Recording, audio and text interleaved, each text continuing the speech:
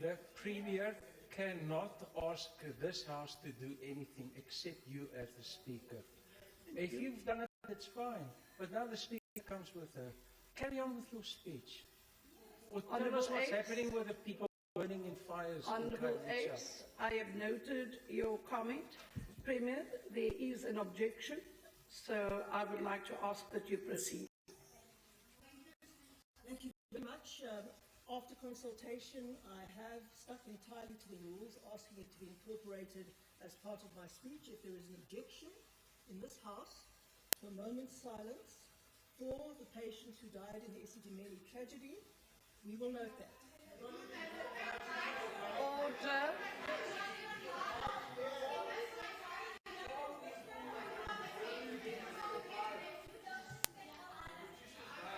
Order, please, members.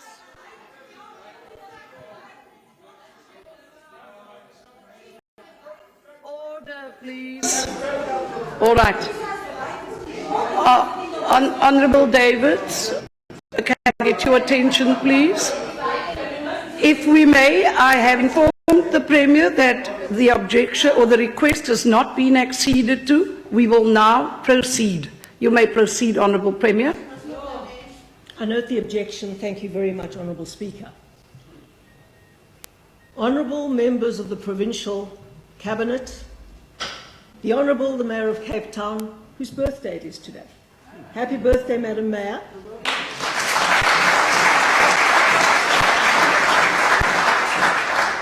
I always love the fact that you're 3 weeks older than me. And order, please. Honourable Leader of the Opposition, members of the Diplomatic Corps, Honourable Leaders of political parties, members of the National Assembly and the National Council of Provinces, Honourable members of the Provincial Legislature, and I say that without irony, Director General of the Western Cape, the heads of the provincial departments, the leaders of local government, religious leaders, community leaders, colleagues and friends, and most important, the citizens of the Western Cape. I hope many of you in the days ahead will avail yourselves of the opportunity of going to the thoroughfare in the foyer and seeing the exquisite exhibition that our colleagues in this government have set up to demonstrate in visible form the content of my speech today. Thank you very much. Ideally, it would have been good to have been able to deliver the speech in the concourse so that the visual demonstrations were there. But it's tradition to deliver the speech in this House, and I'm very pleased to be able to do so after the substantial refurbishments. So we're in this House again after a long break. Speaker, this is my 10th State of the Province address and the launch of the Provincial Legislature's annual calendar.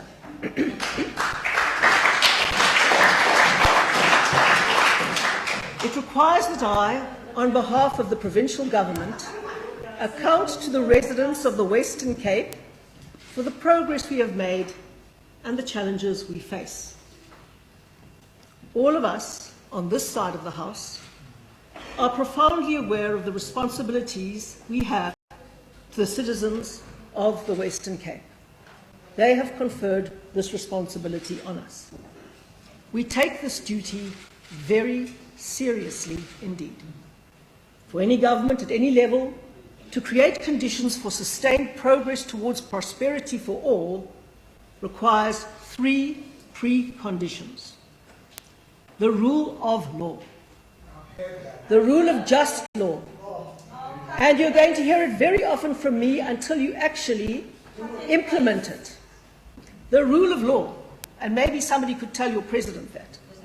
A culture of accountability in which all members of society take their responsibilities seriously, and a capable state that undertakes its duties efficiently, honestly, and cost-effectively.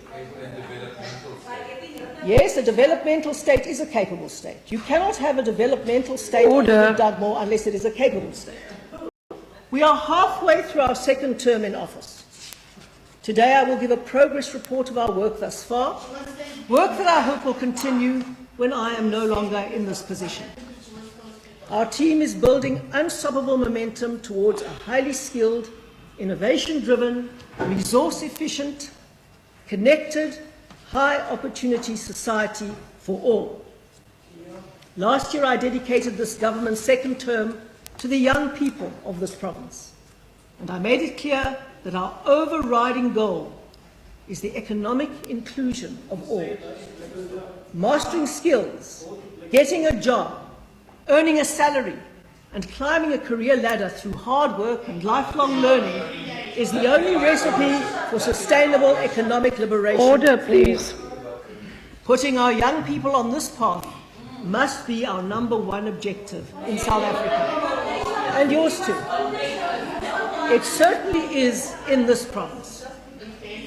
Individuals have as much responsibility as families, and families Order, core please. unit of a functional society. Premier, could you, sorry to cut your word, if you could take your seat, please. Honourable members, interjections and heckling is allowed, but you cannot drown out the speaker. So I'm asking, as I said, you are allowed to interject, but ongoing heckling that drowns out the speaker is not allowed. You may proceed, Premier. Thank you, Madam Speaker. Individuals have as many responsibilities as families, and families, which are the core unit of a functional society, must fulfil their responsibilities just as much as the government must. We can only achieve our goals if we work together. Since we took office in 2009, we have put this province firmly on the road to the future.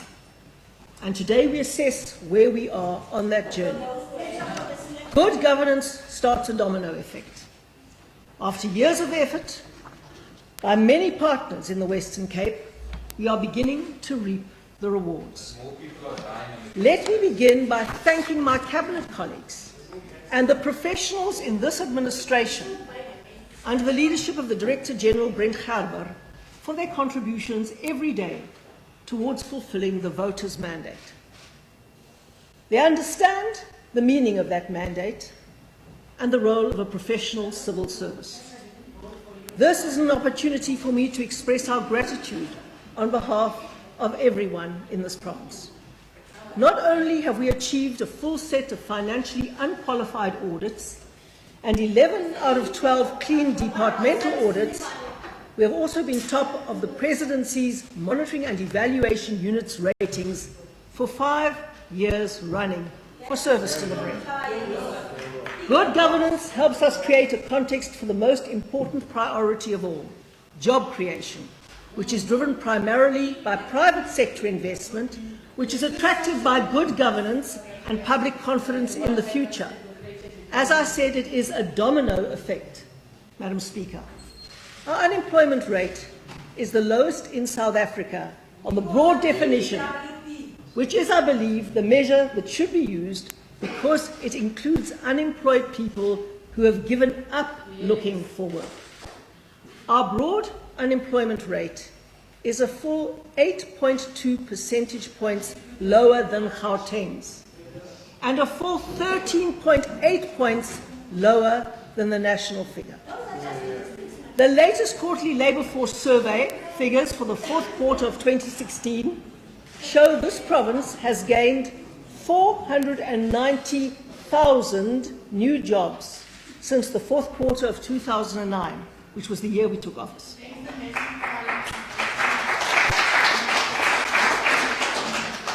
The Western Cape also has the lowest rural unemployment rate in the country, at just 14%, which is the lowest recorded since this measure was instituted. Order, please. This is a significant statistic for us because it shows that our focused economic growth plan, Project Khulisa, is starting to make an impact. We made our decision on which sectors to focus on for Khulisa based on their potential for jobs impact, specifically in rural areas, jobs for young people, and jobs for people with low levels of skills. and we settled on agri-processing, tourism, and the energy economy, sectors not merely confined to urban growth, but with potential impact in rural areas. And this is contributing to the falling rural unemployment rate. These are all encouraging achievements in the context of national economic growth rate that has dropped to just 0.4%, according to the South African Reserve Bank. We've managed to keep business confidence 10 points higher than the national average, and 11 and 12 points higher than Gauteng and KwaZulu-Natal, respectively. The massive switch in business confidence to the Western Cape represents a significant shift in sentiment since the 1990s, when business confidence was traditionally much higher in Gauteng. Another important indicator of economic progress is the growth in building plan approvals. It reflects confidence and movement in the economy. With the growth in value of buildings completed at the national level declining by 6% in 2015, the value in the Western Cape has grown by 27%. And this is not just in our central business districts.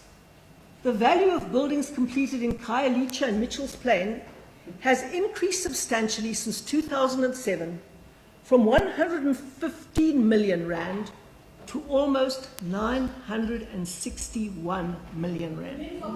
And amazingly, 56%, now listen to this statistic, 56% of all bonds registered by residents of Gauteng during the past year were for properties in the Western Cape. People, rich and poor, only migrate voluntarily to places that they believe offer them better prospects. And this starts with good governance. We regard these statistics as a vote of confidence in this province. The market is responding to the growing demands and challenges in all sectors, and in the process creating jobs which people so desperately need. The growing demand for homes in the province is reflected in the number of building plan approvals, with a Western Cape share of the number of buildings completed nationally at well over 30%. One province, 30% nationally. The building sector is a component of economic growth, and the downstream secondary jobs are significant. The construction sector employs more than 160,000 people in the province and directly contributes 30 billion rand to the provincial economy. And of course, when a person has a job, he or she will purchase goods and services, which creates even more jobs. This is called a virtuous cycle, and after years of paving the way, cutting red tape, and encouraging entrepreneurship, we are now beginning to see the results. I have little doubt that the new metro administrations in various other parts of the country will make similar progress, as the first crucial step to economic liberation in all our provinces. It is a hard, long road dotted with deep potholes that are created often by politics. We hope the progress we are making inspires you all to persevere. Since the start of this term, we have secured over 5.9 billion rands worth of investments for the Western Cape through the work of our excellent Economic Development and Investment Agency. This resulted in 1,865 new jobs from 2014 to 2016. That's in a 2-year period. We have also closed a total of 25 trade deals to the value of 8.6 billion rand since 2014, creating 662 new jobs. Our focus going forward will be on increasing the rand value of our exports, generating maximum job creation potential from export orders, and supporting Western Cape companies who have the ability to expand into the rest of Africa. The African Expansion Programme is forging ahead, with Westgrow committing to 501 million in deals to date. We will apply the experience of the last 2 years to make further progress on our continent. Since 2014, Westgrow has helped over 1,470 Western Cape companies to export their goods to global and African markets, accompanied 9,398 exporters on trade missions, and mentored 1,070 companies through the Export Development Programme known as the EDP. We are preparing to ramp up efforts to boost investment into our region through the launch of the Cape Investor Centre later this year. This will serve as a one-stop shop for investors, enabling them to complete local, provincial and national regulatory processes in a single location under the professional guidance of a single relationship manager, cutting red tape. The Investor Centre follows the approach of our red tape unit, now in its 7th year of operation. The unit continues to maintain an 85% resolution success rate in solving the 6,000 cases of red tape blockages it has dealt with. We are looking to unlock R1 billion in red tape savings by 2019, with a provisional estimate of 600 million in savings or benefits to date. Cabinet has further resolved that regulatory impact assessments must be done for new legislation and significant policies so that we do not unintentionally create new red tape barriers that stifle growth. Red tape can be especially harmful for small enterprises. Since taking office, we have refined a support system for entrepreneurs with 35,000 small businesses supported since 2009. Our SMME Contract Finance Fund facilities supports loans to SMMEs that require more capacity to secure larger business contracts. A total of 164 SMMEs have been assisted since 2014, with loan transactions worth almost 13 million rand. The second funding vehicle is the Enterprise Development Fund, which has supported 300 SMMEs in 3 years. The fund was created in 2012 and includes grants and loan fund mechanisms for SMMEs. An amount of 62 million rand has been invested in small businesses to date through a 40-60 loan finance partnership between our Economic Development Department and the National Empowerment Fund. The funding is available to small business in the form of a low-cost loan. During research for this speech, I was pleasantly surprised to learn that a full 75% of all venture capital deals concluded in the whole of South Africa happen right here in the Western Cape. 75% of all venture capital deals happen here, are concluded here in the Western Cape.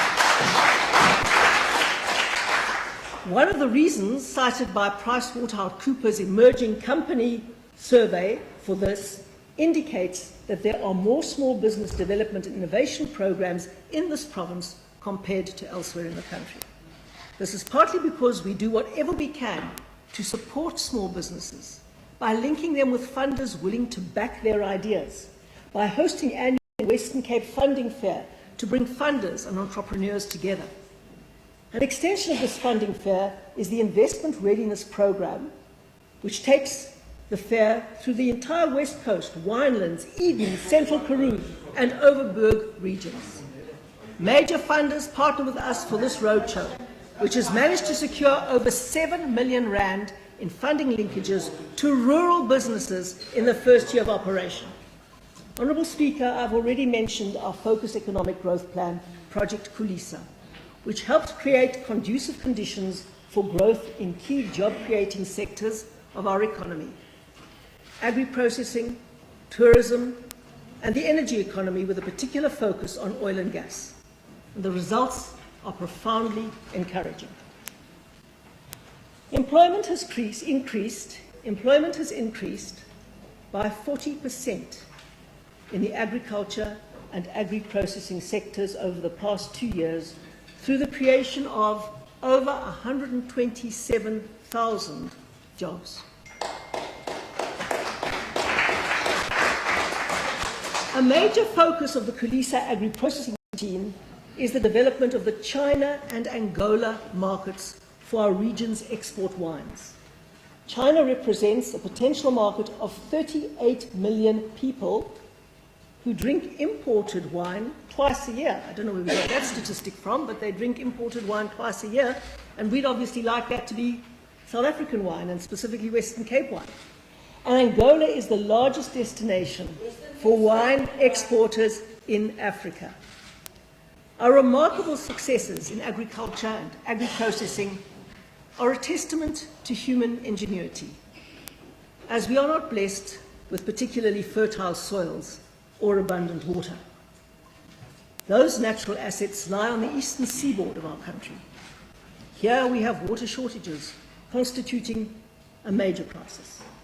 We are working on expanding the storage capacity of the Bruntvlei Dam so that an additional 4,400 hectares can be irrigated, with the potential of creating upward of 8,000 new rural jobs. Our tourism sector continues to show remarkable potential. International arrivals are up by almost 16% year on year, and we passed the 10 million passengers mark through Cape Town International Airport last year. Guided by Wesgrow, we've generated an additional 3 billion rand for the economy by adding over 500,000 new two-way direct seats through our Cape Air Access initiative. This has been a remarkable success. Order, and is a please. strategy necessitated in part by South African Airways' ill-fated decision to suspend direct international flights to Cape Town. Other airlines saw the gap immediately, and the rest is history. The launch of an expanded Cape Town International Convention Centre this year will help grow the already booming conference sector, which over the past 2 years has had an economic impact of over 645 million rand in the region, measured by the total average delegate spend per day of 3,210 rand. That's how much the average delegate to a conference spends per day, and that's how much it boosts our economy. The Western Cape is now well established as a global tourist destination, and our strategy going forward is to develop the niche markets. Plans are well advanced for establishing the Cape as the cycling capital of Africa. We are also growing Madiba legacy tourism by establishing a Madiba legacy route and promoting the region as a global food and wine destination. There are growing markets in these sectors which are too numerous to mention. In the oil and gas Order, please, economy, Premier. Could I request you to take your seat? Members, as I alluded to earlier, questions are being posed. There will be an opportunity for questions in terms of the debate on Tuesday. So we cannot entertain ongoing questions while the Premier is speaking. I kindly request your cooperation. Yes, you may, Honourable Dugmore. Of an interjection.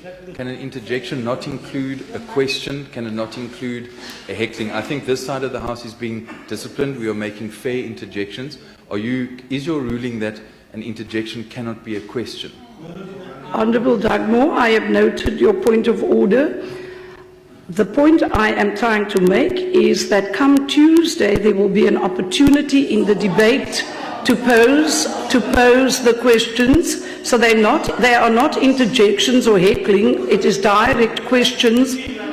So let's listen to the debate, unpack it, and then do the questioning. I request your cooperation, please, members. Thank you. Order, please. You may proceed, Premier. Thank you, Madam Speaker. In the oil and gas economy, we are preparing for the industrialization of the West Coast to facilitate the growth of a sector with great potential. The Saldanha Industrial Development Zone is well on track. Its board is established and memorandums of understanding sealed with 34 potential investors. The bulk services, wastewater treatment and a supply hub for the port are already in place, with a link bridge to the port and water reservoir under construction. We are working in partnership with the Trade and Industry Department nationally, the Saldanha Bay Municipality, the Industrial Development Corporation, and the Transnet National Ports Authority to great effect. This has been a cooperative governance venture between three spheres of government, just as the World Cup was, and I wish to thank our national and local government partners for the ease of doing business with them on this project.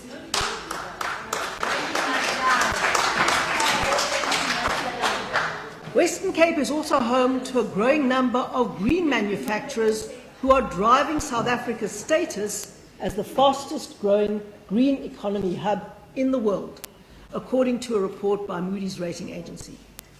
4 recent investments worth 1.1 billion rand in alternative waste treatment projects have created 148 jobs and advanced the technical capacity of the sector. The Mayor and I launched the 500 million New Horizons energy plant in Athlone last month. This is the first plant in Africa to turn municipal solid waste into biogas, reducing the need for landfill sites and producing energy and fertilizer, and above all, creating jobs. Green Cape, our special purpose vehicle for the green economy, was awarded the Chairman's Award for Exceptional Service by the Institute of Waste Management of South Africa. Congratulations to that great team. As we analyse the growth projections of our priority economic sectors, we have concluded that we do not have enough of the skills required to fill the jobs that we anticipate. We do not have enough skills to fill the jobs that we anticipate. Our answer to this crisis is the apprenticeship game changer, which aims to ensure that young people have the necessary skills for jobs in the sectors where demand is growing. We have set a target of introducing 32,500 apprentices into the labour market by 2019 to meet the needs of a growing province. Between April and September 2016, 3,009 young people completed their work-based programs in fields linked to the tourism, oil and gas, and agri-processing sectors. We aim to dramatically upscale the supply of skilled artisans by working with relevant sector education and training authorities, employers, learners, and their parents. This year, our priorities are to intensify math support in the province's 23 technical high schools and 50 other schools, enhancing public awareness of the technical and vocational career path through our TVET colleges, engaging employers about taking on learners for workplace-based learning programs such as apprenticeships, and we are also working with seekers on an innovative dual system, apprenticeships and combined work experience for solar PV installers. This project is the initiator of what we hope to achieve, a full dual apprenticeship system where learners have both theoretical and workplace training at the same time. This formula has proved itself in driving economic growth and boosting youth employment worldwide, and will be a game changer if we manage to institute it in South Africa. If we want our economy to grow, we have to ensure energy security.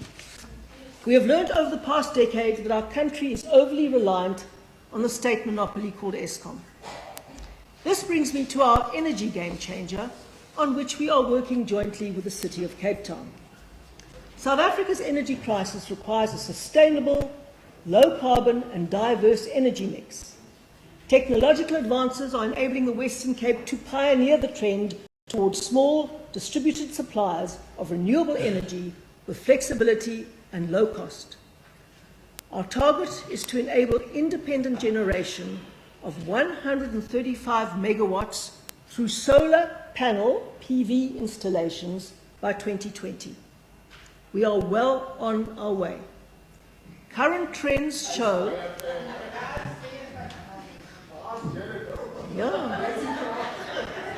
we are well on our way towards meeting that goal.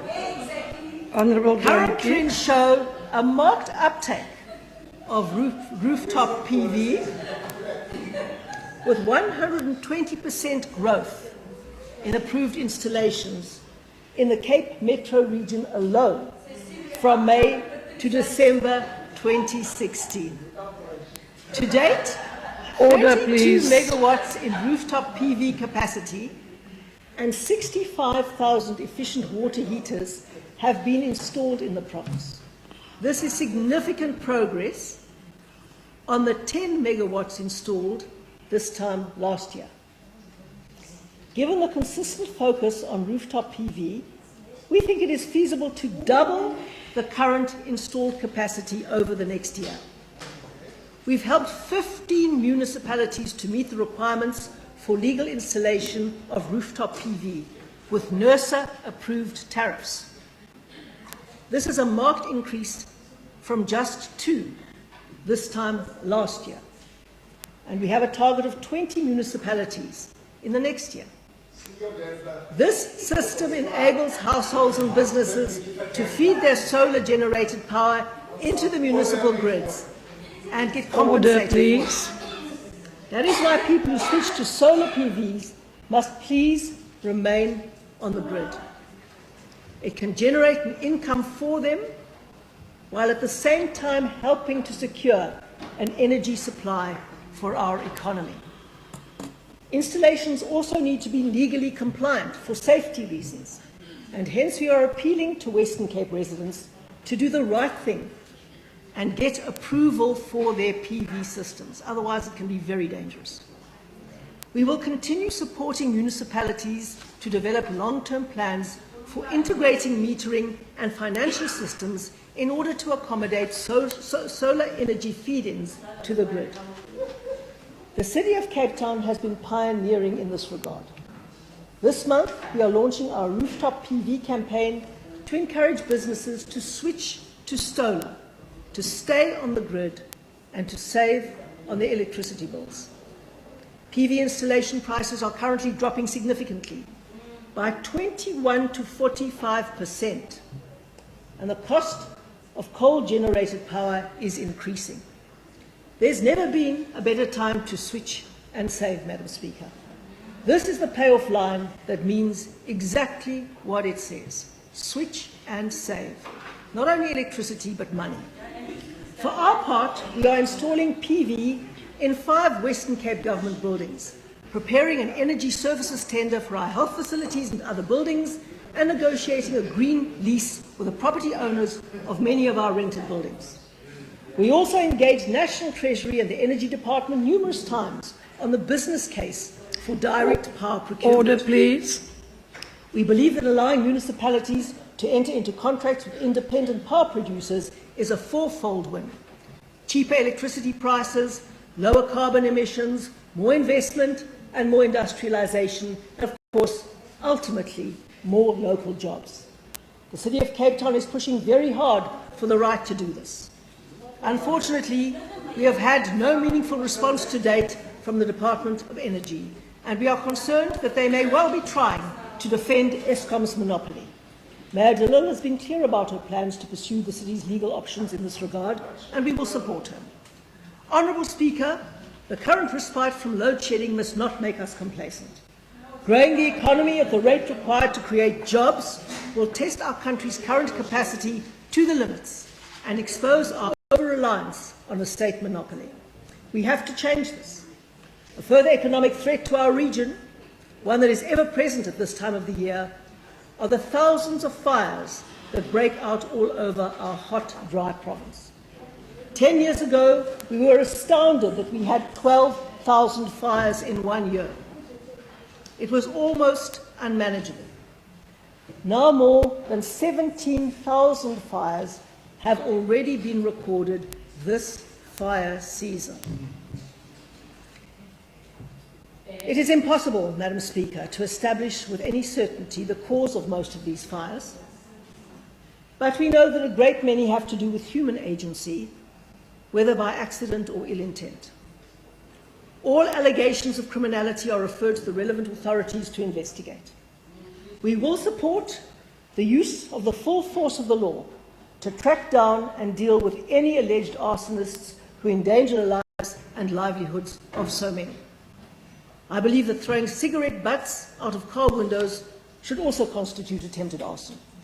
With our winds, it merely takes a spark to land on a patch of dry grass to become a raging inferno. Members of the public can assist by phoning 10177 when they spot an early stage fire. A quick response is the best way to contain the blaze. But hoax calls and panicky false alarms, such as those that we're getting from the opposite side of the House, create enormous problems. Members of the public should help, not hinder our emergency services. For our part, we have massively grown the province's firefighting resources. This year, the department commissioned 10 purpose-built firefighting vehicles, which will be deployed to rural municipalities across the province. This is a huge boost to rural areas where to date the firefighting capacity has been constrained. This initiative forms part of a 3-year project to invest 37 million rand in the province's firefighting capacity. Since 2012, we've gone from 8 to 26 firefighting aircraft, operating across 31 runways. These resources have meant that for 5 years running now, 97% of all fires could be brought under control within the first hour of being reported. We are also running an innovative smoke alarm project aimed at saving lives through early fire warnings in informal settlements. And of course, Madam Speaker, when lives are lost, this is the greatest tragedy of all. And it happens far too often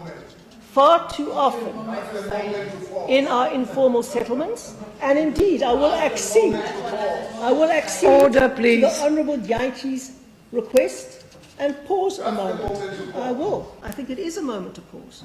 And I agree fully with the Honourable Jantji. It is a moment where we can all pause to think very seriously about our compatriots who lose their lives in shack fires.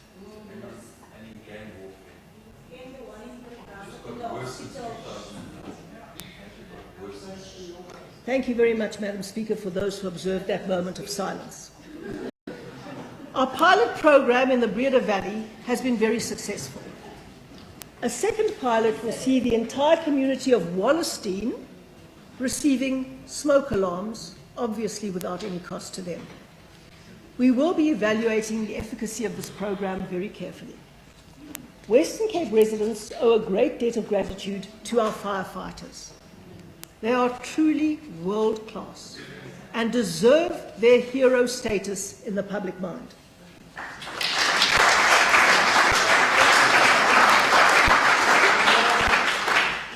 So, on behalf of all citizens, thank you to all our firefighters, professionals from all 5 district municipalities, local municipalities, the City of Cape Town, the staff from Cape Nature, Sandparks, and the Working on Fire program.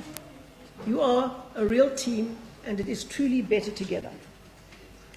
A major role is also played by the members of the Fire Protection Associations, volunteer wildfire services, and private contractor teams, and that is what we call a whole-of-society approach. Pilots from the South African Air Force and the private sector also contribute greatly, as do the South African Defence Force Joint Operations Centre and the National Disaster Management Centre. It would have been my pleasure to welcome as a guest here today Mr. Reinhard Geldenhuys from the Overstrand. He can't be here today because I understand he is busy dealing with an emergency at sea. But Reinhard is rated by his colleagues as probably the best wildland fire officer in the country.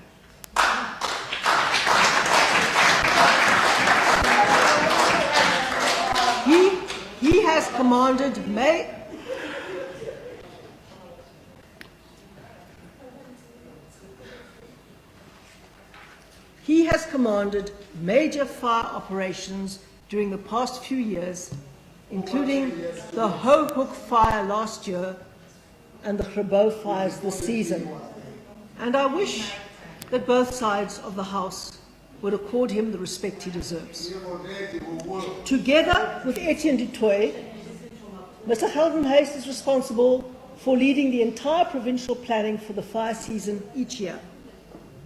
He was part of the team that drafted and established the Western Cape Incident Command System, which we used to manage the 17,000 fires so far this year. He also serves as the base manager for the Struisbaai NSRI station, from which he was sent to see today, which he fits into his busy program. If anyone is deserving of this recognition and to represent the firefighters of the Western Cape, it is Reynard in absentia, and I want us to thank him most sincerely.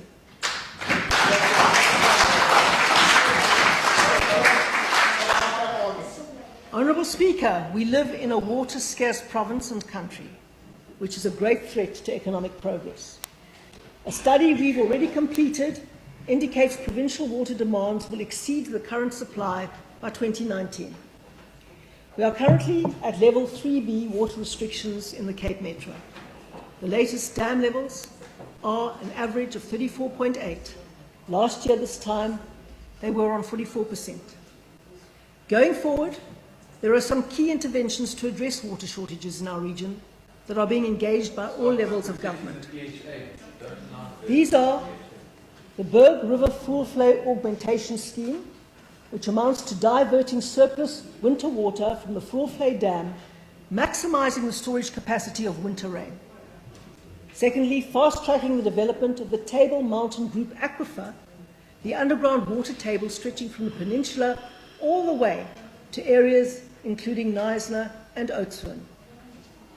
Water reuse, thirdly, in other words, wastewater treatment on a macro scale. And fourthly, desalination. This sounds an obvious solution, Madam Speaker, but the great challenge is its cost.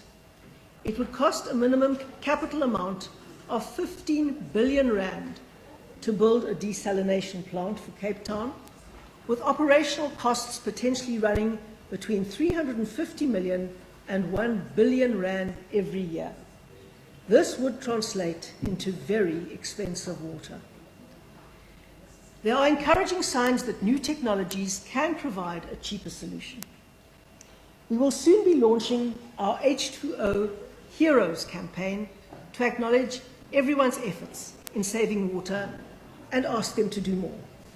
Every person can personally save hundreds of litres a month by taking short showers, by using bath waters to irrigate gardens, and driving around in a dusty car. In a drought, a dusty car is a status symbol, Madam Speaker. We are doing everything we can to generate water savings in our government buildings through the Department of Public Works. This includes water meter installations in CBD buildings, changes to air conditioning systems, and internal staff communication, amongst many other interventions, because we all have to contribute. The agricultural sector is a major water user that is very vulnerable to climate change. Climate projections for the region indicate continued warming of between 1.5 degrees and 3 degrees Celsius across the province by 2050, with some moderation along coastal areas. It calls for a concerted response. Our Smart Agri Plan was launched in May 2016 by a broad coalition of stakeholders to increase climate-smart production, reduce the risk of disasters, facilitate planning across the sector, and share climate change data. This involves innovation, and I want to share one amazing example. It is amazing. Maybe if you get off your apps right now, you can listen and enjoy this amazing story. Through our online platforms,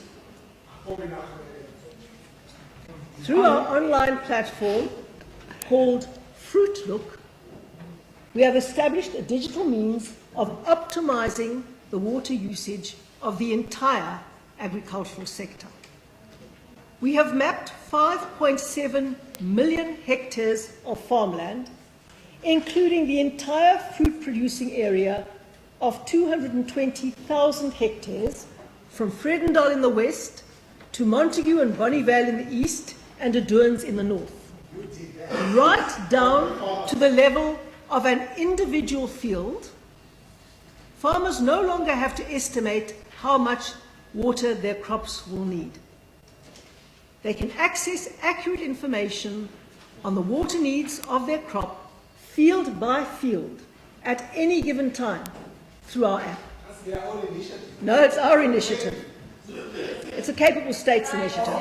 It's a capable developmental states initiative. Using only satellite and weather data, we tell farmers how much water their crop used in the previous week, whether the crops experienced any water deficiencies, and the actual biomass produced. In total, the department's Fruit Look offers. It's amazing how some of our colleagues do not understand the impact of these innovations, Madam Speaker, but nevertheless, for those in the gallery who do, I will continue. In total, Fruit Look offers farmers 9 types of information on their crop growth, from a vegetation index showing how vigorously the crop is growing, to a leaf area index showing the size of each leaf versus the amount of visible soil. The Fruit Look service is funded by us and free to farmers, and training sessions at our Elsenburg headquarters are fully booked. The number of crop fields we are helping farmers to monitor has grown by 450% in 5 years, from just under 20,000 hectares in 2012 to an estimated 90,000 hectares this year. There are so many examples of smart agri that it is impossible to keep up. The industry is being totally revolutionized. We are also leading the way on an innovative farming method to beat the drought called conservation farming. At our Langkevens research farm in the Swartland, we are currently producing nearly double the amount of wheat on less than half of the areas previously planted, despite the drought conditions.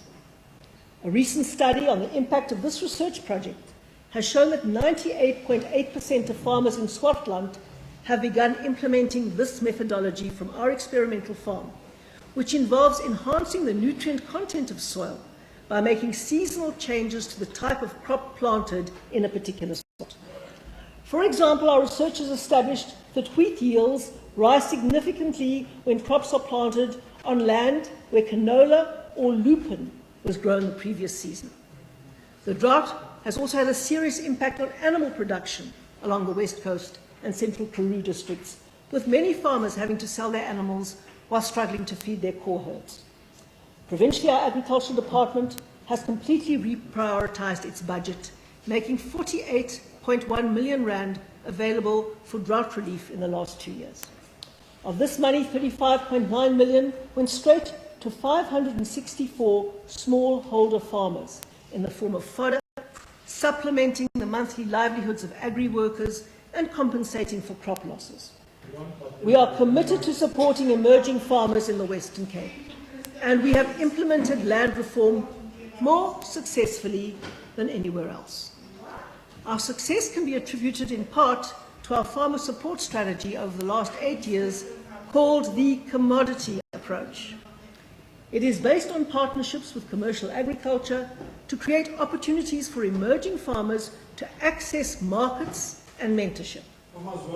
We believe we have refined a unique formula. In the Western Cape, we are busy encouraging commercial farmers who have existing contracts for the supply of commodities to partner with emerging farmers capable of supplying a portion of the overall contract value. In this way, emerging black farmers are able to access local and international markets, growing their agribusinesses with the support of established farmers. We are grateful to all of those who have supported this initiative with such good results. We are also there every step of the way through our Agriculture Department's extension and advisory services, recognised by the Global Food and Agriculture Organization for the innovative way we support emerging farmers in particular. Commercial farmers in the Western Cape appreciate the importance of transformation in the agricultural sector. They are bringing resources to the table in cash and in kind to support the transformation agenda. A good example is Hortgrow, the National Services Group for the deciduous fruit industry. They have made 20 million rand available to support a program to help black farmers expand their orchards, infrastructure and equipment. Our Provincial Agriculture Department has contributed 40 million rand to this plan, and we are grateful to the National Treasury by matching the combination of private involvement and provincial involvement with a further 60 million rand through the Jobs Fund. All told, this represents a 120 million rand project to boost black fruit farmers over a 4-year period. Honourable Speaker, our pioneering commodity approach has led to the success of 62% of all land reform farms in the Western Cape. 62% of them are productive and contributing to economic growth and jobs. This represents remarkable progress for a high-risk sector with many challenges, not the least of which is the weather. We know how well we are progressing because we are the only province to commission an external evaluation of all land reform farms within our boundaries. The evaluation looked at the 246 land reform projects we supported between 2009 and 2013. Success was measured using 6 indicators, including access to markets, updated business plans, and job creation on land reform farms. Our target going forward for successful farms that are part of the land reform program is a 70% success rate, and this must keep rising. Obviously, 70% isn't enough, but it's far, far higher than anywhere else in the country. We have established a land reform advisory desk and district land reform committees to provide the necessary support. Since 2014, we have facilitated over 400 million rand in conditional grant funding to 293 businesses operating on land reform farms. The funding is provided through the National Comprehensive Agriculture Support Program, or known as CASP. When a project is approved for grant funding, through a stringent and fair process, the provincial government's implementing agency then proceeds to facilitate the approved funding for the emerging farmer. We call this agency CASIDRA, the Cape Agency for Sustainable Integrated Development in Rural Areas. CASIDRA will, for example, procure the required equipment on behalf of the emerging farmer and then deliver it directly to the farm. We essentially apply a project management approach to help maximize the value of grant funding for emerging farmers. Honourable Speaker, it is my pleasure today to welcome Ms. Jackie Goliath, a shining example and role model for emerging farmers with aspirations of growing their business. I don't know where Ms. Goliath is, but she must be somewhere here in the gallery. Thank you, Ms. Goliath.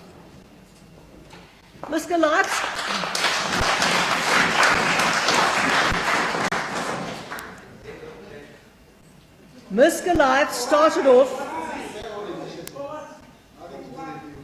Order, please, members. Honourable Makwasela, order, please.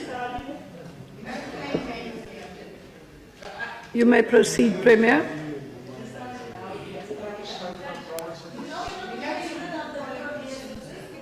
Honourable Davids, can I request your cooperation, please? Thank you.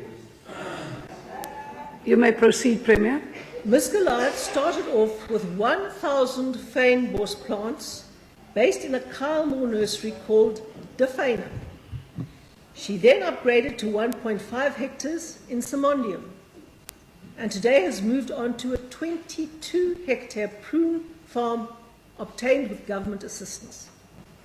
Her business is now a fully fledged wholesale nursery specializing in growing water-wise and indigenous plants, as well as fruit crops. Now in her 3rd year of production, Drought is a supplier of more than 30 different plant products, including 3,000 plants to Woolworths every week.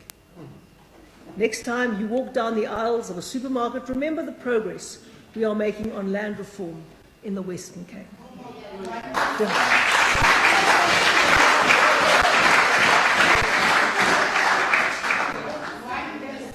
Drought has won several awards, with Jackie becoming the first ever female farmer to win the Toyota New Harvest Award in 2015. And I'm delighted to say that these beautiful flowers surrounding a king protea are from Miss Goliath's farm.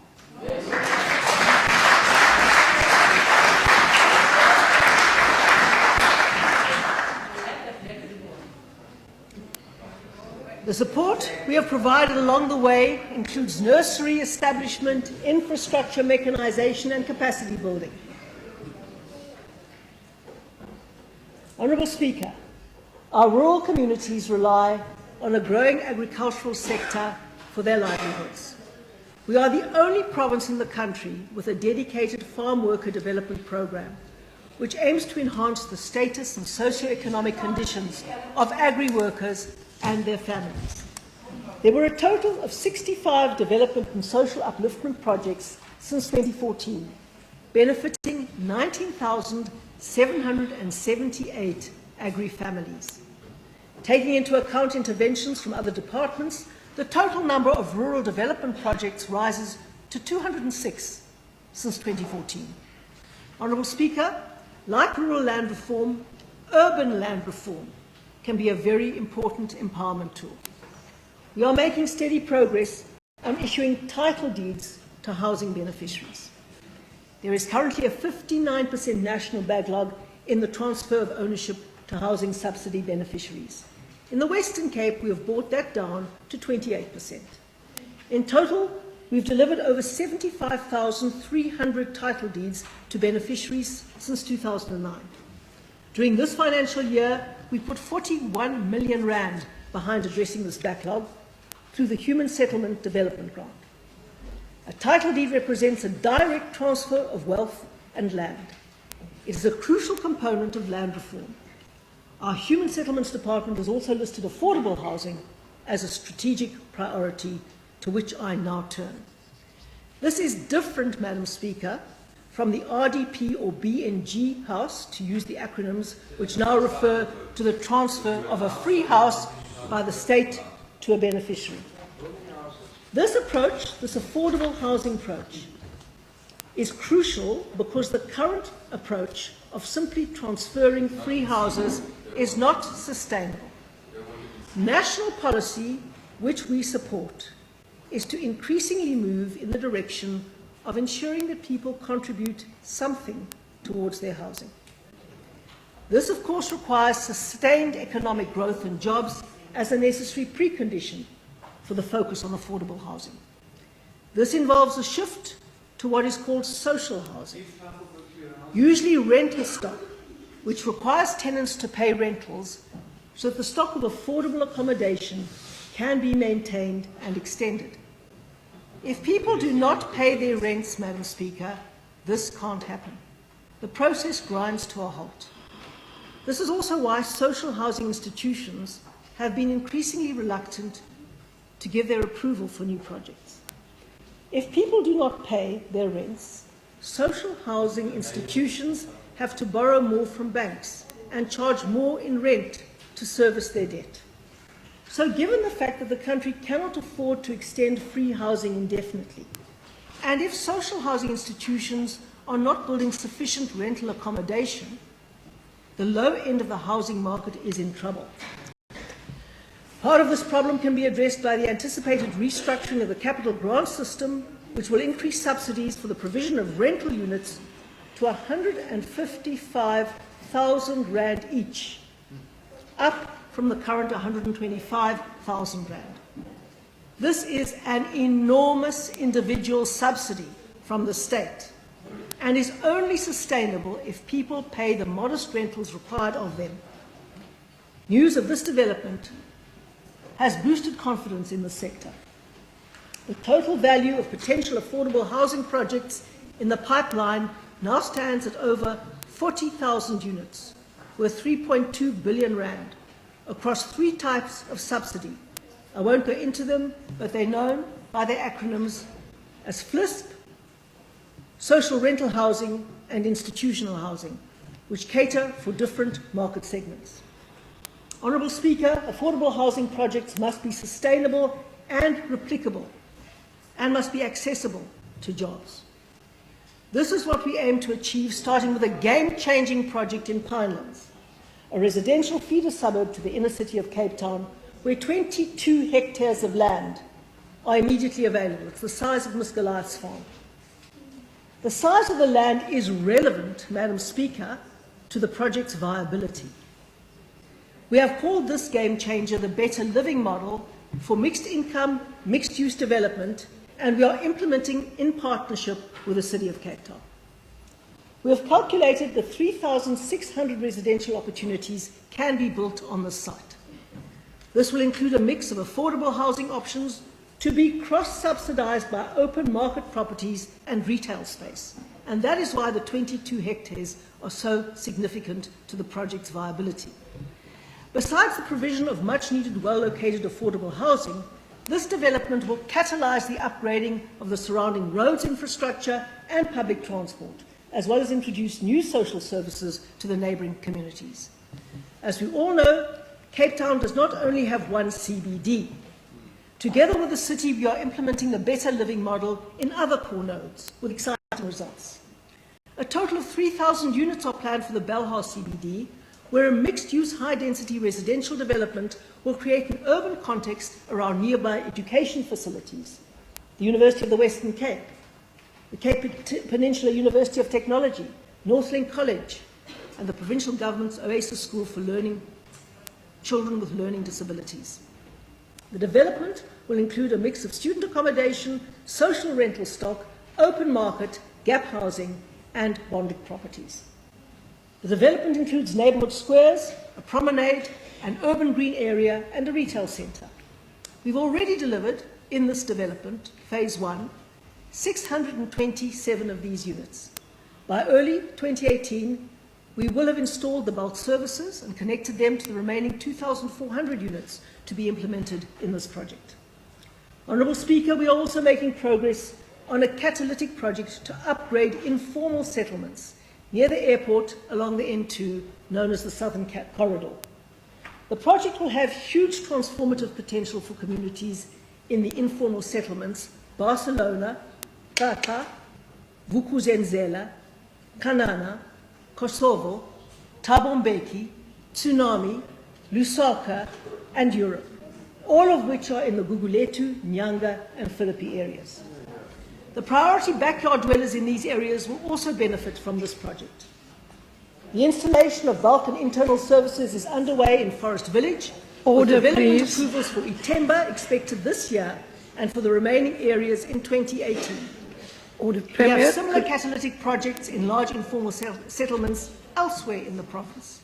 In George, for example, Madam Speaker, 15,000 units are planned for the area covering Thembaletu, Seyferfontein, and Wilderness Heights. Order, Premier, could you please? And Wilderness Heights. Premier. That is a statement here that I'm making in the House. Construction of Premier, top structures. could I ask you to take your seat, please? Members, there's too much conversing on the floor and in the gallery. Can I request quiet? And Premier, I would like to request that you address the chair and not engage members across the floor. The debate will happen on Tuesday and you will have your response on the 23rd. I would also like to caution the Honourable Dugmore not to engage the Premier in direct questioning whilst she is delivering a presentation. So if we could have quiet on the floor and in the gallery, we may proceed. Thank you, Premier. I respect your ruling, Madam Speaker. Construction of top structures for Thembaletu, Phase 1, is underway. Phase 2 is already out on tender, with further phases at various stages of planning. In Paarl, the appointments of all contractors is underway for the Vlakkeland project, with 2,556 units planned. Planning is also underway on the Transhex development in the Breda Valley. The development will yield over 8,000 housing opportunities to improve the living conditions of informal dwellers and farm workers. These catalytic projects, Madam Speaker, and several others, totalling 105,201 housing opportunities, are in the pipeline for completion by 2022. Honourable Speaker, this is a province that values opportunity for its citizens. There is no greater demonstration of our progress in this regard than the strides we are making in connecting our citizens to each other and to the world. Our broadband program, identified as a game changer, has delivered high-speed internet services to 1,414 sites across the province to date. The sites include schools, hospitals, emergency centres, clinics, rural libraries, Cape access centres and government offices. Full coverage of over 1,900 sites, as originally planned, will be completed by April 2017. This is according to the project plan presented to us by our partners, the State Information Technology Agency, SETA, and Neotel. Since all planned sites will soon be connected, we will embark on a technology refresh phase to upgrade minimum network speeds to 100 megabits per second. And that is a fantastic speed. We thank both, yes. Oh, I can't engage him, otherwise I would explain it to him. It's a pity that... Thank you, Premier. It's a pity the Honourable... Sorry, thank you. Madam Speaker, it's a great pity that the Honourable Ace does not understand the difference between 10 and 100 megabits, but I will explain it to him in the debate, Madam Speaker. Your cooperation is valued. You may proceed, Premier. We thank both SETA and Neotel for their work to date. Few understand the revolution that is happening right under our noses in the Western Cape, with a number of schools and public facilities being connected to the internet every single day. Much of this work is happening under difficult circumstances, with numerous criminal threats to staff on the ground.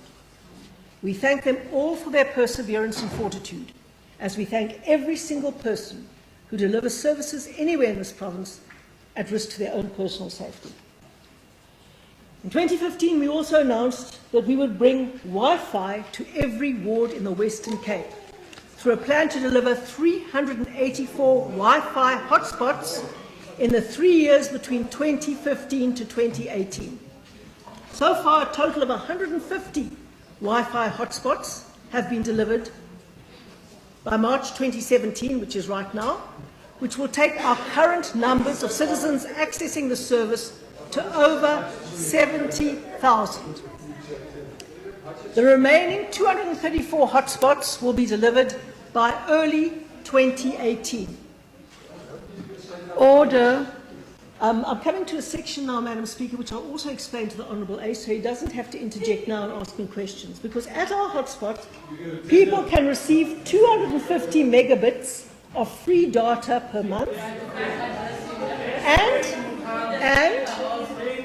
when they have used this allocation, they can buy more at a ridiculously cheap rate of 45 Rand for 5 gigs. Order. Premier, could you take your seat, please? I would like to request our members in the gallery and guests in the gallery that we appreciate your presence, but you are not allowed to participate in the proceedings. So if you could allow the Premier to continue without any interjections. Members, guests in the gallery are not allowed to participate in the proceedings. Thank you. You may proceed, Premier. Very much. I would like to repeat that because I think the residents of the Western Cape will welcome being able to buy data, which is different from airtime, for 45 Rand for 5 gigs. You can also get...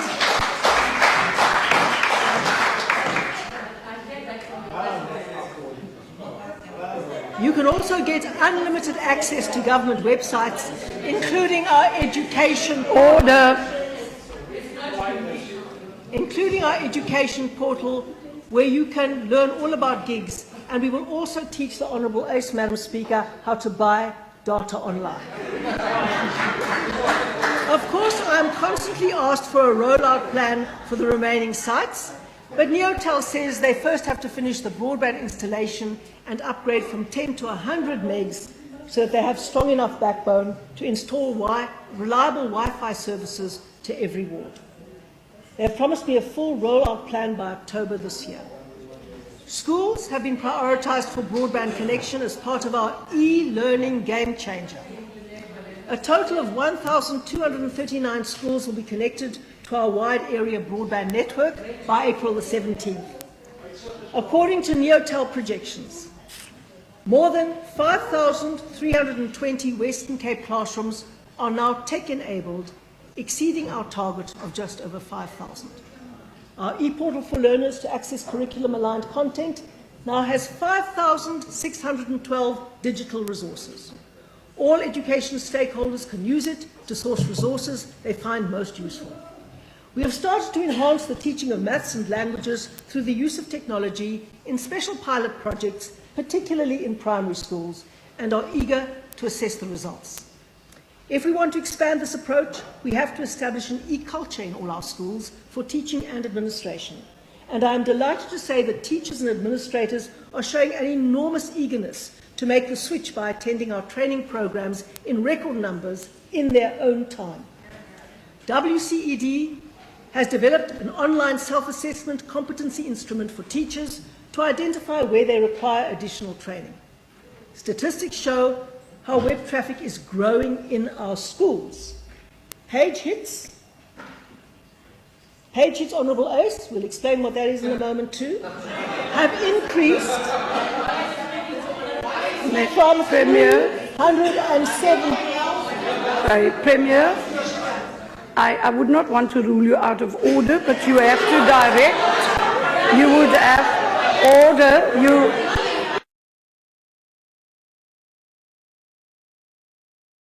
You cannot engage the Honourable Ace. I would appreciate it if you would speak to the Chair. Order, members. Honourable Ace, you may engage the Premier after the sitting and some. Yes, thank you. Order, members. Thank you for your cooperation, Premier. Thank you very much, Speaker.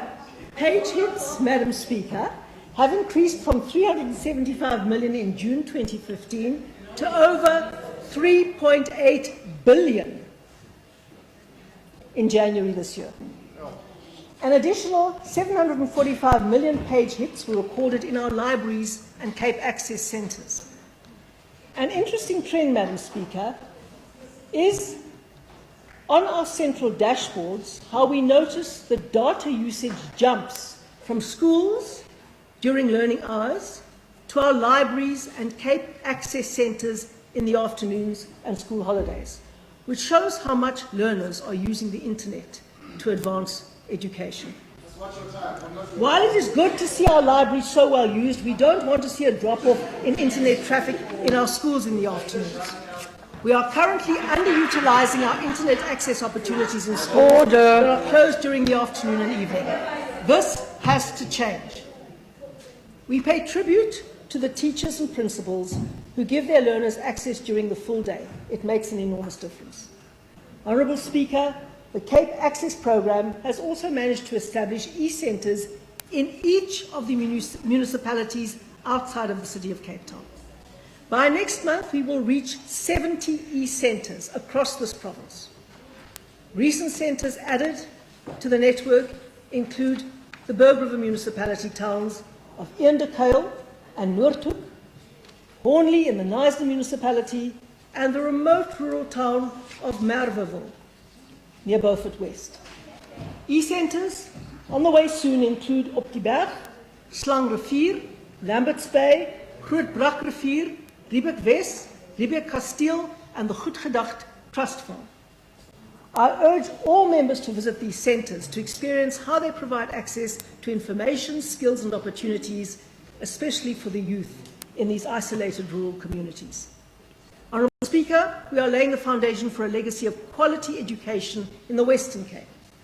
This, in my view, is the most important function of provincial government, preparing young people to use their freedoms to enrich their own lives and develop our country. This requires a strong educational base, and we are making progress, as the following indicators show. The matric pass rate is up from 75% at the beginning of our term to 86%. Bachelor's passes are up from 31.9% to 40.9%. The proportion of bachelor's passes in quintiles 1 to 3, which are the poorest schools, has more than doubled. The same goes for distinctions in the poorest quintiles, which have increased from 615 in 2009 to 1,372. That is, they've more than doubled in 2016. The actual number of passes is steadily increasing, and we have the highest retention rate in South Africa, which refers to keeping learners in school and preventing them from dropping out before matric. The number of underperforming schools is also down from 85 in 2009 to 19 last year. That is still 19 too many, and we are determined to make every school functional in this province. When the current administration took office in 2009, the pass rate in quintile 1 schools, the poorest schools, was 57%. In 2016, it was 75%. Pass rates rise over 18 percentage points were also recorded in quintile 2 and 3 schools, respectively. Among the record maths and science results this year was a 100% pass mark for physical science from a learner in one of our quintile 1 schools, Siphelele Kabendlini. 100% pass in physics. And 94% for mathematics. Siphelele arrived from the Eastern Cape in 2014. Listen to his story. Order, and please. Work it out. Siphelele arrived from the Eastern Cape in 2014, that is just 2 years ago. And Order, please, grade members. 10 at Pandulwazi Secondary School in Philippi. Prior to his arrival, in terms of what I read of Siphelele's story, prior to his arrival in Pandulwazi, he had never studied physical science at all. In 2 years, with the support of his father, Mr. Linda Kabendlini, his teachers, and various study materials, Siphelele learned an entirely new, complex subject and came first in the Western Cape with an extraordinary result of 100%.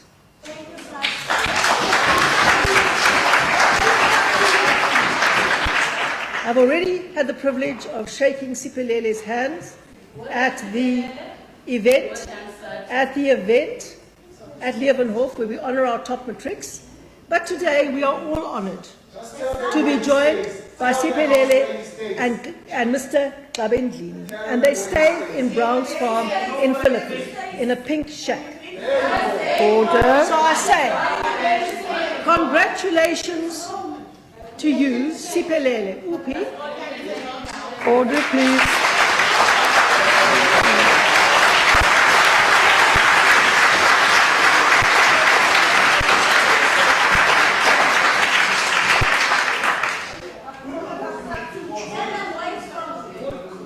And next to him is his proud father.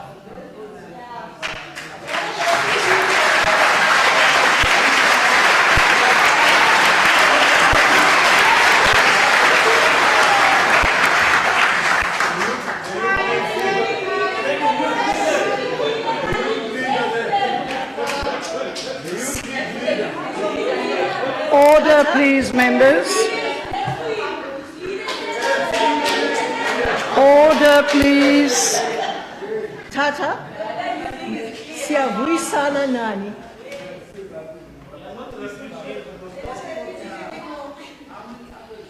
I would love to be able to engage the debate, but I respect your ruling, Madam Thank Speaker. you, Premier. And through you, Madam Speaker, may I tell the House Order, there's too much noise on the floor. a little bit about Mr. Kabendlini Sr. Siphelele has spoken most movingly about his father's interest in his education. And I read in the newspaper Siphelele's account of how his father had encouraged him to move from the Eastern Cape to come to the Western Cape for a better education.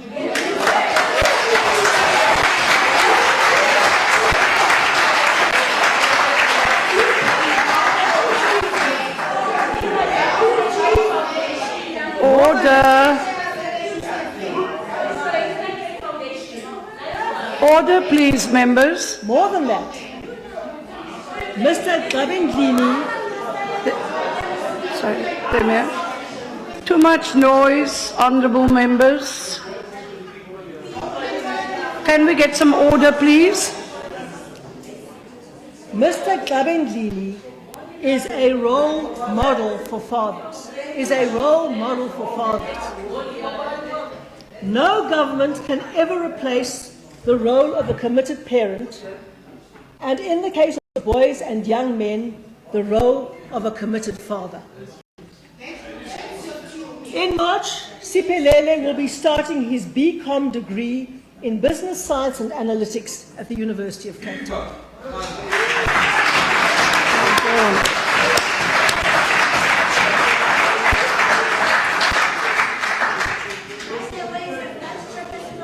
And we wish him all the very best.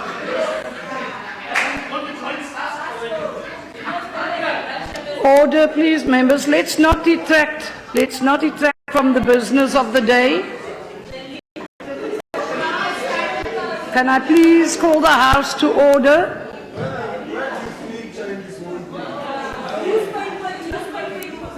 Order, please. Thank you. Honourable Speaker,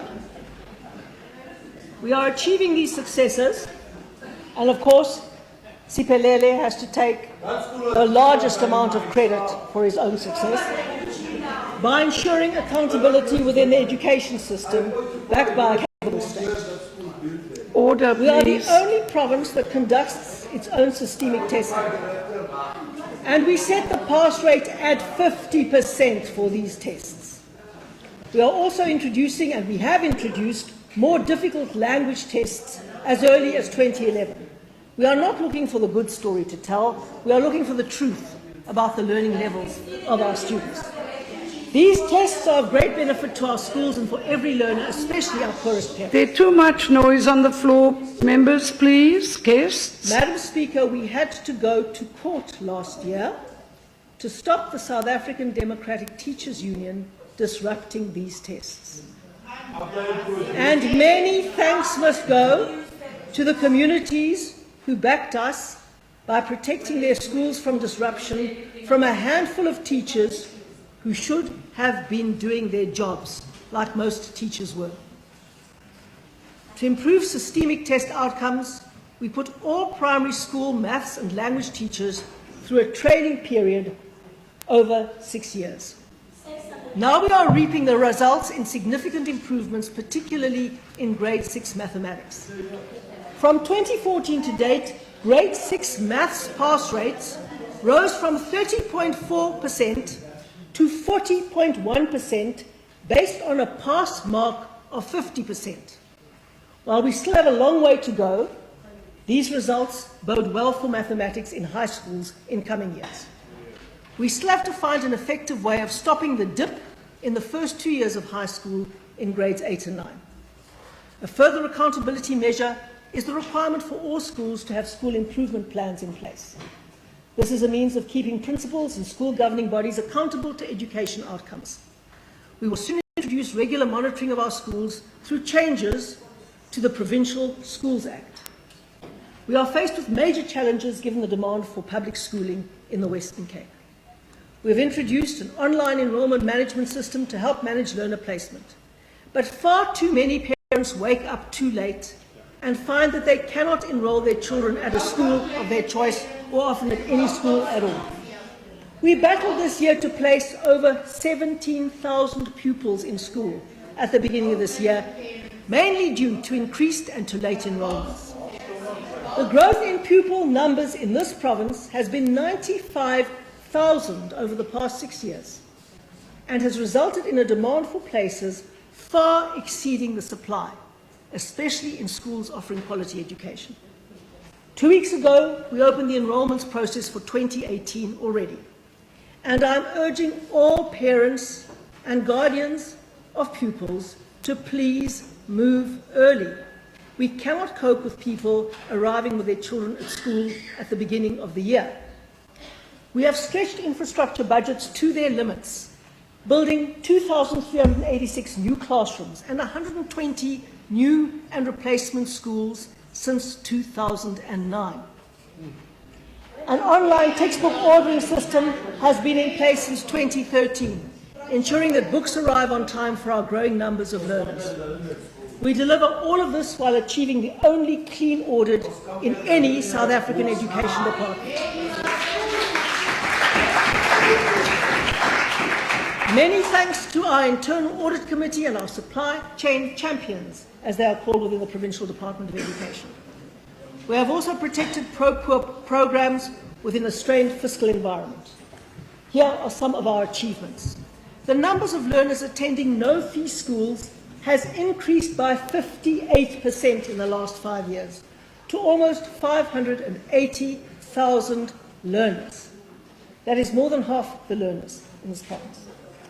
Fee exemptions granted to learners at fee-paying schools has increased by over 60% over the same period.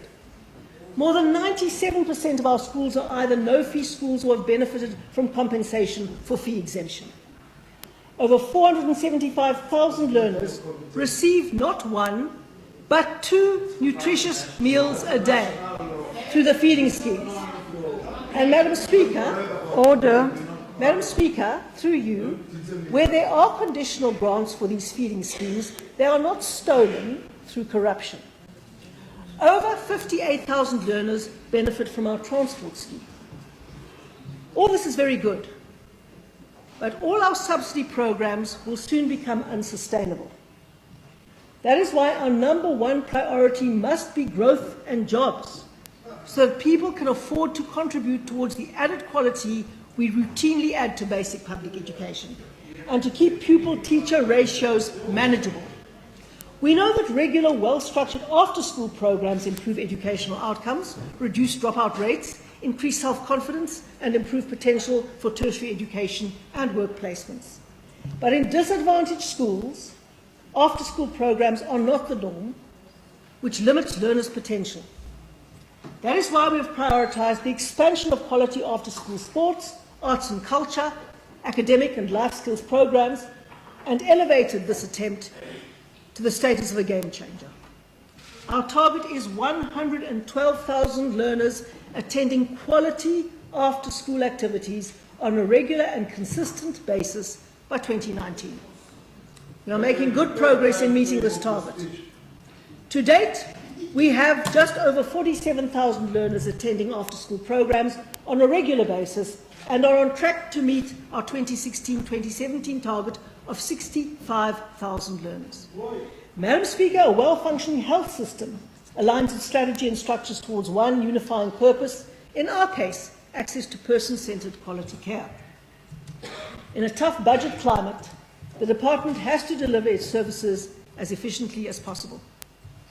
The Department's clean financial audit, unique in the country's health sector, was achieved through tireless effort and attention to governance procedures by many individuals. We appreciate each one. Over the years, we've spent the maximum possible on improving public health care. We have spent $5 billion on capital infrastructure in health since we took office in 2009, $3.5 billion on new infrastructure and $1.5 billion on maintenance. Some of the state-of-the-art facilities delivered during this period include district hospitals in Khayelitsha and Mitchell's Plains, expansion of our Knysna and Hermanus hospitals, revitalisation of the Paarl and George hospitals, and new primary healthcare facilities in Kwanokutula, Delft, Grassy Park, Dunoon, Nomzama, and Knysna. Research projections show that future demand for public health care requires a regional hospital in the Klipfontein area, to answer the heckled question that has just been placed right now, a full regional hospital, and this area includes Manenberg, Gugulethu, Nyanga, and Hanover Park, amongst other communities. The business case for such a hospital has now been approved by the National Department, and the funding application is in the process of being finalised. I will return to this topic in more detail shortly in the context of the urban upgrades in Manenberg. Further major build programs in our extension of health services are underway in District 6, Hanover Park and Elsie's River. Honourable Speaker, in response to mental health needs, we have made significant investment in psychiatric care, quality psychiatric care, and this care is sadly becoming more and more needed because of the consequences of drug abuse, particularly methamphetamine or TIC. The Cape Winelands district is now home to a fully functional psychiatric unit at Paarl Hospital, the first of its kind for the region. We also opened a 110 million refurbishment of Falkenberg Hospital's administration building as part of an ongoing expansion to that facility. At the operation level, our medicine distribution system ensures that stockouts do not occur in our facilities for any medication the province is responsible for procuring. We have worked hard to establish a seamless flow from our Cape Medical Depot to our larger facilities across the province, who then supply the smaller facilities. This year is the 50th anniversary, Madam Speaker, of the world's first heart transplant, performed in Cape Town's Procedural Hospital by Dr. Chris Barnard. Our Cultural Affairs and Sport Department will support a travelling exhibition to honour this milestone. It is good, Madam Speaker, to see our institutions continuing this proud history of innovation. In fact, just 3 weeks ago, groundbreaking surgery was performed at Procedural Hospital by surgeons reaching a lesion in the skull base of a brain through a patient's eye socket. The operation was done on a 64-year-old pensioner from the Athlone area. No scars are visible after the operation, and the patient was able to go straight to a general ward. To our knowledge, this is the first operation of its kind in the world. Expanding brain surgery through eye sockets means far fewer invasive cranial procedures and much quicker recovery times for patients.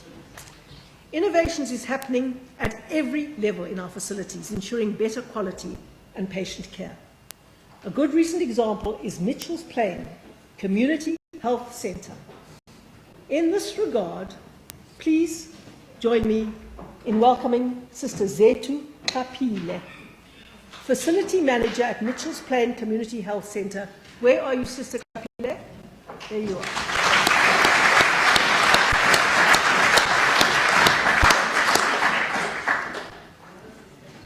The facility's back-to-basics system ensures that chronic medication patients receive their meds pre-packed and available for pickup on arrival. We know when to have their meds ready because the facility's chronic club schedules return visits for the last day of a patient's medicine supply. With this system, stable chronic patients effectively bypass the queues at the pharmacy and simply collect their medicines. This frees up the pharmacy to deliver services to acutely ill patients. This means that waiting times are down 60% at the clinic's pharmacy, and picking up pre-packed meds now takes patients just 5 to 10 minutes. That is an extraordinary innovation, and thank you very much, Sister Zethu and all of your colleagues, in achieving this outcome and your selfless commitment to improving public health care in our province. Thank you very much.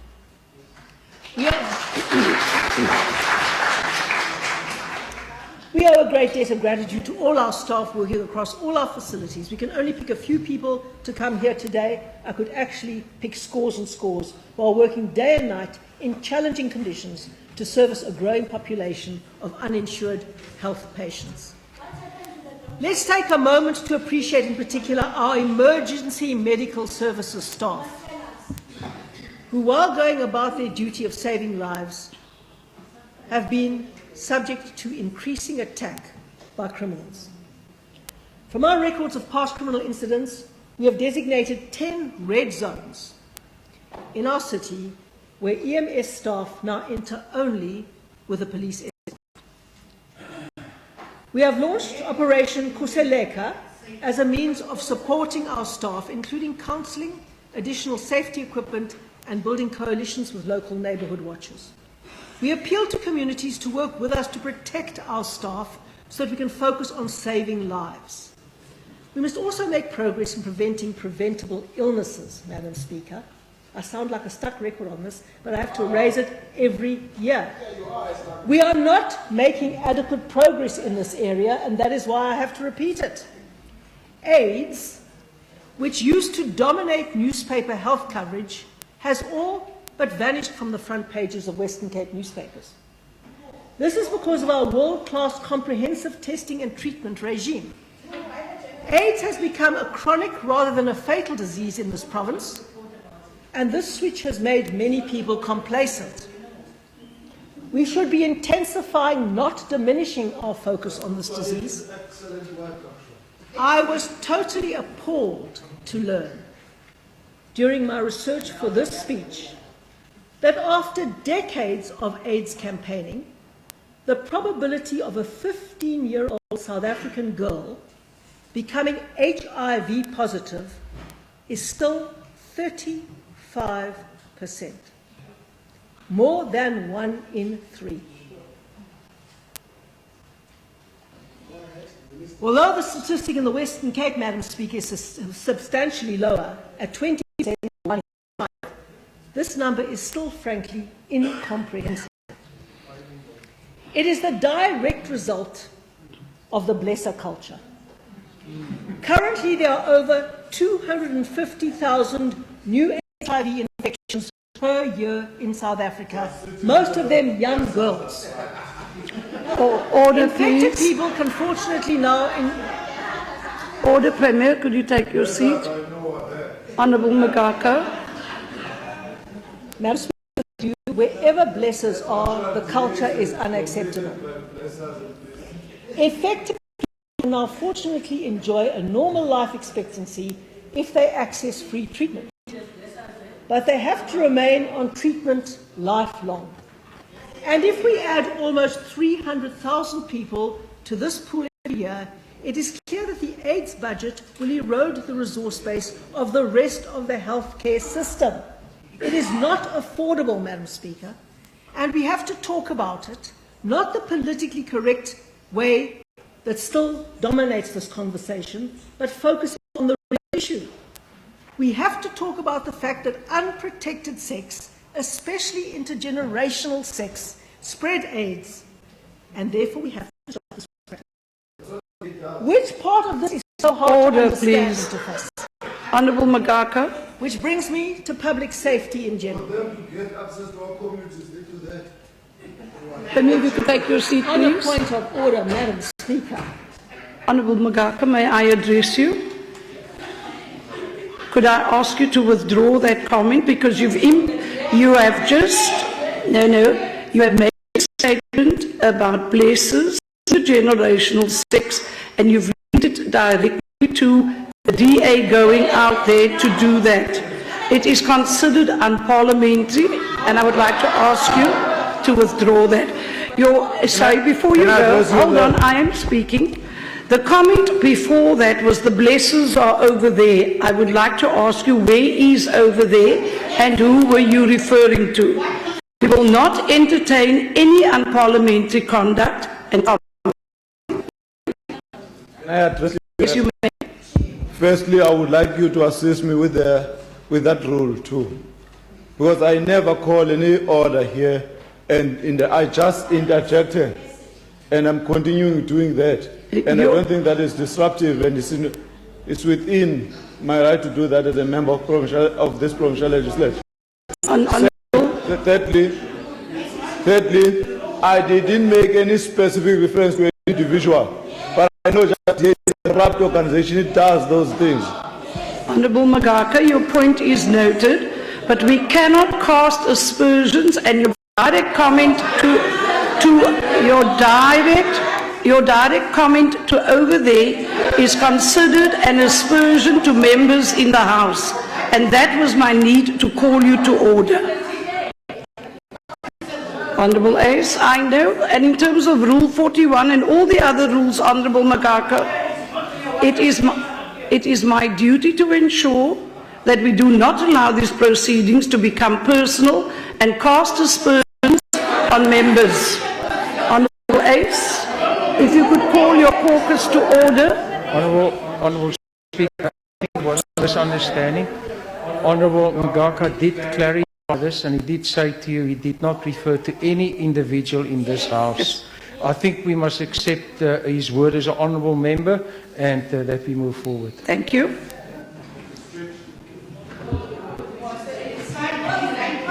Order, please. If I could ask you, Chief Whip, if you could maintain your caucus as well, it would be appreciated. You might want to, but it would be really difficult. Honourable Ace, it is not my place to engage you either. So I thank you for your point of order. It is noted. Honourable Premier, you may proceed. Thank you very much, Madam Speaker, but I would like to ask you on that point of order whether you would go through the Hansard record, because what I heard is very different. I would like to turn to public safety in general. If we could get safety and security right, it would be the biggest game changer of all. But we do not have the constitutional mandate to perform this function. Police and the entire criminal justice are a mandate of national government. We have oversight powers which we are using to their fullest extent. The West Cape Community Safety Act for the first time provides a legal framework for the accreditation of watch structures. Our accreditation system allows for neighbourhood watchers to access resources, training and equipment from our Community Safety Department. The City of Cape Town will in future also align their support programs to accredited neighbourhood watchers. There's been a lot of enthusiasm for our walking bus model, for example, a system where adults volunteer to create safe routes to school for learners by chaperoning them in convoy to and from the premises. Walking buses recently launched in 28 neighbourhoods with strong community support. An example of this is the vicinity of Nelson Mandela High School in Nyanga, where a pilot project is in place with a local neighbourhood watch and where safety has improved significantly. We are calling on the public to help us expand this model in more communities. We already run a comprehensive Safe Schools program with a 30 million rand budget. We actively support schools to develop safety plans, report incidents, provide counselling to learners, and mobilise community support to protect their school property. Honourable Speaker, I read with interest that President Jacob Zuma paid an unannounced visit to Nyanga police station this week. The precinct consistently has the highest number of murders in the country and accounted for a full 10% of all murder cases in this province over the past decade. It used to be in the middle of the constituency, so I know it well. Listening to the complaints of local police officers about a lack of resources, President Zuma responded with a curious question. He asked what the police were doing to combat drugs in Nyanga. Did they have a plan in place? What is remarkable, Madam Speaker, about the President's inquiry is that he has been making promises for several years now to reintroduce specialized units to combat drugs and gangs and the key problems of crime in Nyanga. He promised this step in his 2016 SONA, and this year simply repeated this promise without any progress update. He should have been there to tell the police officers in Nyanga that they can expect specialist drug supporting them with more boots on the ground. He should tell them why the SAPs, which fall under his national mandate, has not prioritised a second police station, nor to our knowledge made any request for a property to build one. In Nyanga, the average police There's too much ratio interjection. is one officer for every 754 people compared to the national average of about one officer for every 358 people. The lack of policing resources is a major contributing factor to the unacceptable crime rates. On your next visit, Mr. President, Honourable please Premier. tell us what you plan to do about So it. if you could take your seat. Chief Whip, is it a point of Speaker, order? you've asked the members on the other side of the House repeatedly to conduct themselves, and yet the back row over there continue to defy you. I ask, please, that you start to name members so we can go over to the next procedure to get them out of the House. Your comment is noted, Chief Whip. Thank you. Could I request the cooperation of the House, please, members? You may proceed, Premier. Honourable Chacha.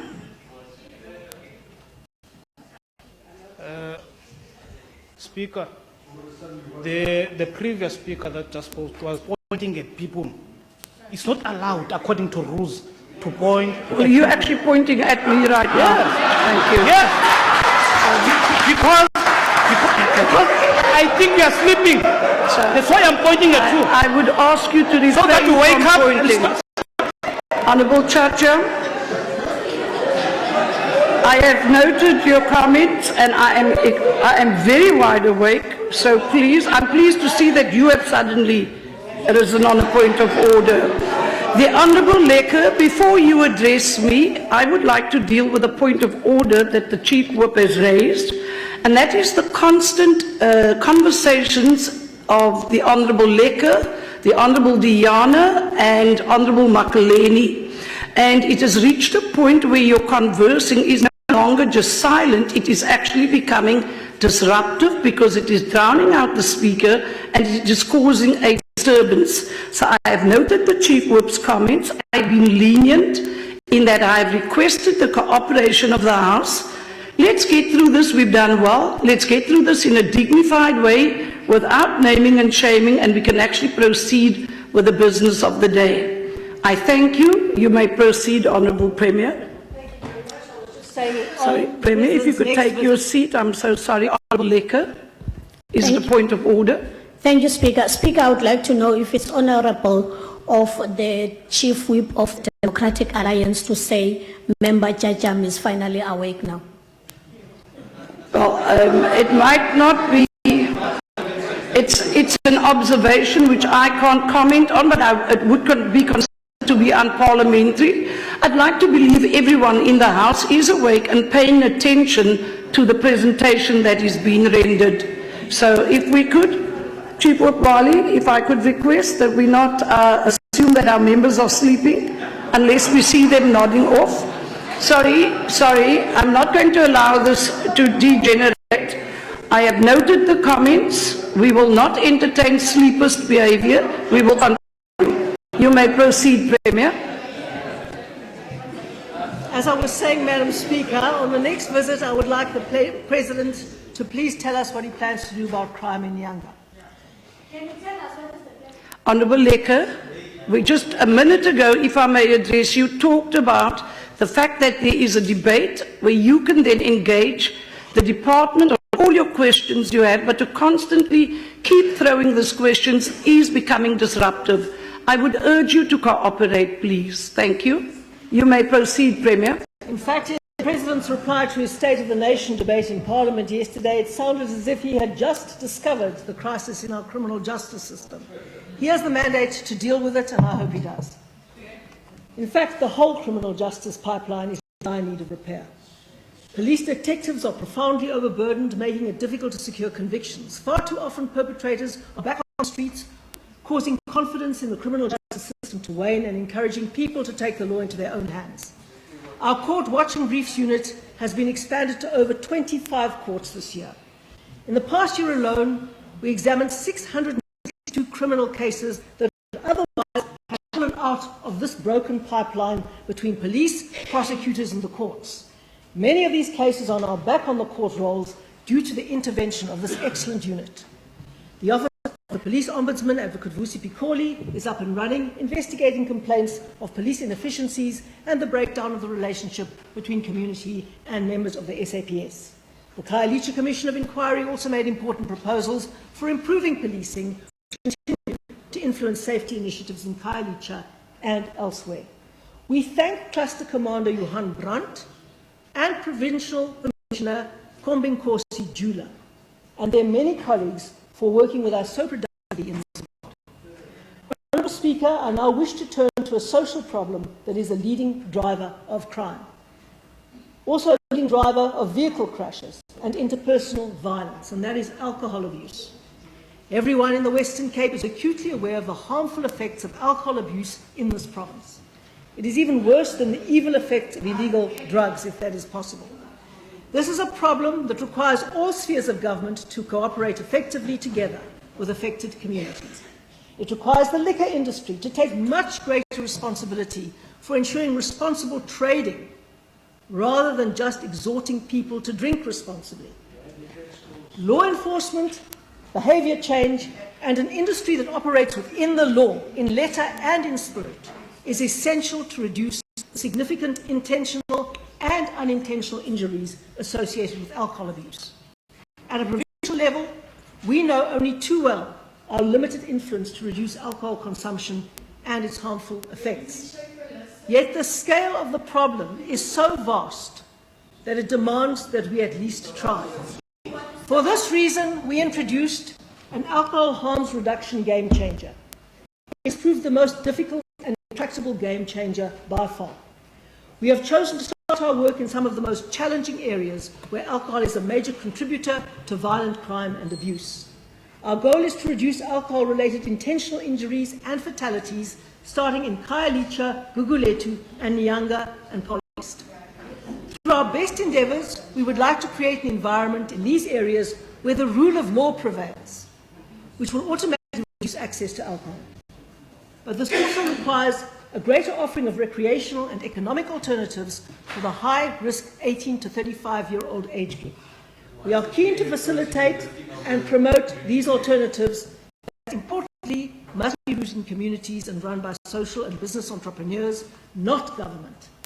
That said, as a government, we can directly contribute to reducing alcohol-related harms and enhancing social services in communities.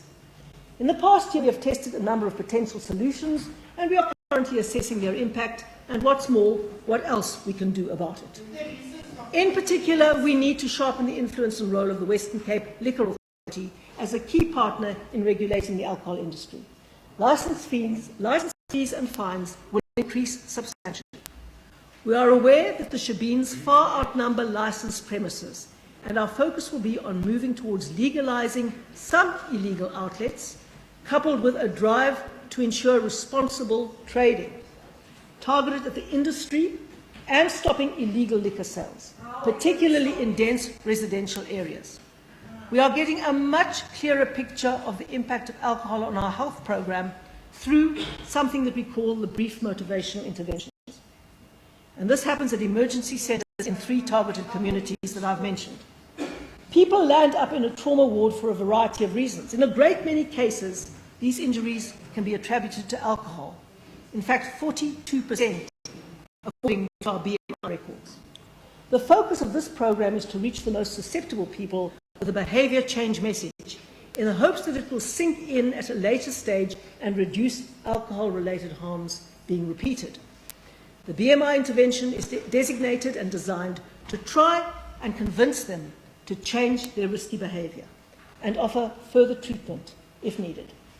Many of the people who are engaged in risky behaviour are not alcoholics needing rehab. They are weekend binge drinkers who need to realise that their behaviour is risky and can result in serious harms to themselves and others. This shows the high burden of alcohol abuse is placing on our health system. We call on citizens to support our efforts to ensure that the trading in liquor is done legally and responsibly. Honourable Speaker, in the past month we have released amendments to the Provincial Liquor Act for public comment. We are using the insight gained over the last year to create the regulatory environment required for alcohol harms reduction. We are serious, Speaker, about compliance. Traders must remain within the law and not find loopholes to circumvent it. That is why the maximum fine the Liquor Licensing Tribunal can impose has increased from 20,000 rand to 100,000 rand per incident. We will offer an appeals mechanism to ensure that matters are resolved fairly and as speedily as possible. We will also be appointing 5 more liquor inspectors to extend the monitoring of the system. Don't face the wrath of the law, don't break the law. The amended regulations also place a responsibility on liquor inspectors in the entire province to visit all premises or vehicles where suspicions exist on reasonable grounds that liquor is being stored, conveyed or sold contrary to the provisions of the Liquor Act. So it's not only the legal outlets anymore, the illegal ones will be targeted specifically. Our alcohol harms reduction green paper was also released for public comment in the past year, incorporating our entire strategy. Driving under the influence of alcohol and pedestrians walking under the influence of alcohol continue to be the most consistent and biggest contributor to injury and deaths on our roads. Our Transport and Public Works Department have worked hard to reintroduce evidentiary breath alcohol testing, commonly known as the Dre device. Electronic breath alcohol testing can rapidly determine whether a driver is over the legal limit. This has the potential to speed up legal processes against persons driving under the influence. Besides enforcing the law, we are further committed to enhancing the quality of alcohol-related health and social services interventions in communities. Our prevention and treatment programs reached 12,500 people last year, with a big focus on awareness about fetal alcohol syndrome. This is yet another 100% preventable condition with 100% irreversible harms for new lives and for society as a whole. We simply have to put a stop to this scourge. The abuse of both alcohol and drugs remains an enormous problem in our province. A total of 23,626 clients have accessed substance abuse clinics and services since 2014. The Social Development Department has steadily expanded its services over the years. We have more than trebled the number of substance abuse treatment sites from 7 in 2009 to 25 today. Adolescent matrix programs are also available at schools in Kuils River, East River, Steenberg, Lavender Hill, Hout Bay and Elsie's River. Again, we have to prevent preventable conditions. Addiction is a disease, but it can be prevented. And the role of parents and families is central to this process. No state can substitute for a functional family. Honourable Speaker, our social problems may be many, and they are often geographically concentrated. We are using every possible lever to mitigate them. An important one is urban design to positively transform neighbourhoods. Nowhere is this more necessary than in communities most impacted by gang violence, drugs and alcohol use. Since 2014, the province, City of Cape Town and our community partners have jointly been working towards the vision of a youth lifestyle campus in Manenberg, a network of education and after-school facilities linked by safe promenades and upgraded lighting and infrastructure. The community is also being prioritised by the city's urban regeneration program. We've been helped every step of the way in Manenberg by the VPUU not-for-profit organisation that provides the interface between community and government. All partners recently participated in the annual Community Action Plan review. Integral to implementing this vision from a provincial perspective is a schools upgrade program. The Provincial Education Department receives funding for the upgrade of schools in Manenberg through the Accelerated Schools Infrastructure Development Initiative, known as ACIDI. These funds are transferred from the National Department of Basic Education and have been utilised to replace the Silverstream and Red River primary schools in Manenberg. The Western Cape Government